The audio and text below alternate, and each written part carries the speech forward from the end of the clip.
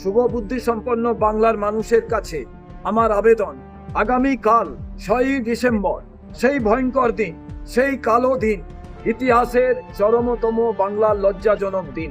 আমরা দেখেছিলাম 1992 সালে 6ই ডিসেম্বর কিভাবে বাবরি মসজিদকে ধ্বংস করা হয়েছিল এবং সারা দেশে এক ভয়ের বাতাবরণ তৈরি করে অসংখ্য মানুষ যারা সন্ত্রাসের বলি হয়েছিলেন, শুধু ধর্মকে কাজে লাগিয়ে যেভাবে উন্মাদনা ছড়ানো হয়েছিল। আমরা চাই আগামীকাল বাংলার মাটি, ভারতবর্ষের মাটি হিংসা পরিহার করে যাতে সদ্ভাবনা দিবস হিসেবে মানুষ পালন করেন। হিংসা নয়, শান্তি চাই।